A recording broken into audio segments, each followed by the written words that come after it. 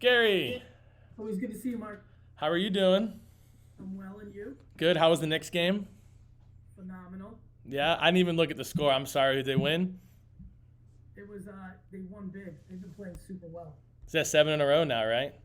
Yeah, dude, it's fucking nuts. Like, I don't even know what to do with myself. Gosh, and the Jets didn't suck. I mean, you've had a good year. I mean, they didn't make the playoffs. I mean, they also collapsed and lost their last. Yeah, but you would have taken their record coming into the season. Just want to remind everybody that was my official prediction, 7-10, so I was on it. But when you're 7-4 and you finish 7-10, it does not feel good.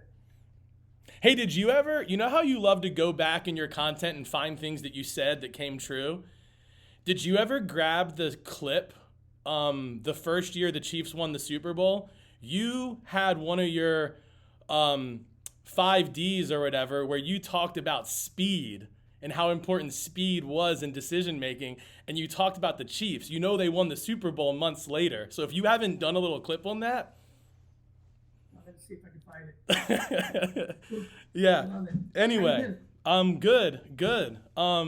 Missed the last few Hangout Hawks, unfortunately, but since there's two of those left, and I hope we connect on those, the couple minutes we have, I'd actually love to use them to talk about a couple of topics that I think my clients would benefit from, so I can give them some value from this. Is that cool?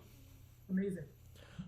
So as a quick refresher, so we do content marketing mainly for law firms. That's like 90%, like solo small law firms. We've added financial vertical, so CPAs, financial advisor. That's a very small group right now. So I've got like three rapid fire questions. But if we only talk about one for 3 minutes, fine. If we talk about each one for 1 minute, that's cool too. But the first thing I'd love to get your thoughts on is, so obviously you talk a lot about the importance of the amount of content you create. And I couldn't agree more. But I'm curious to know, especially for like a law firm that maybe they don't necessarily expect that they're like going to go viral or build some massive following. Like that might not be the aim of their social.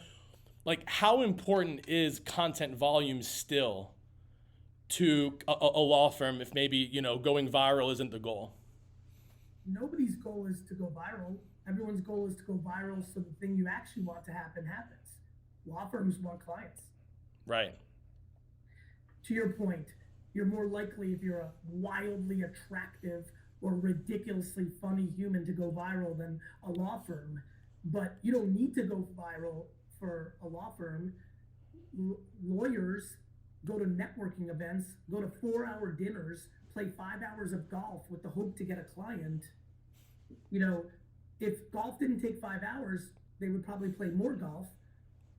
So to me, content that leads to opportunity is something that you should do as much as you humanly can. Yeah, no, exactly. And I think that, like, it's interesting because I feel like a lot of times the conversations we'll have are like, well, we have packages where it's like, let's post 20 times a month, 30 times a month, 40 times a month. And they're like, I'm good at 10, like, Like, you know, look, it's all cost. For me, if the cost of 800 posts is something I can afford and is a better deal than 400 posts, then that's like the way to go about doing it. To your point, people are naive also. They think like if they post 50 times, they'll be annoying. They don't realize almost no one sees it. that's the biggest thing I thought. Because even if it's mostly your network that follows you on social media, they still don't see everything you post. Well, that's becoming even more. More of social media is now becoming about seeing things you're interested in or serendipity versus the people you follow. Agreed. All right, let's see if we can squeeze one more. And we talk to our clients a lot about raising their rates. What are your thoughts, any direction you want to go about the importance or how to go about raising your prices specifically? Again, we're talking mostly law firms. The fear of raising your rates is mind-boggling to me because the worst thing that can happen is they could say no, and you can say, "Oh, wait a minute, I changed my mind. It's less." Like this fear of like going lower than the number that you quoted is crippling people from growth. I agree. And the thing that we try to communicate is your content marketing is also going to build your brand, build your credibility so you can command higher rates. But you're not going to realize that ROI from your marketing if you don't try to raise your rates, right? Like no one's just going to offer you more money. It's absurd. It's like, it's my favorite strategy to somebody that sells hours is to raise your rates. I went from 5,000 to 250,000 in speaking fees for the same speech by raising my rates.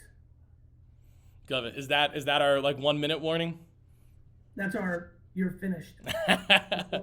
Love it. Love it. Well, always wish it was longer, but I appreciate you, my man. I'll see you at the next Hangout, Hawks. Can't wait. Later.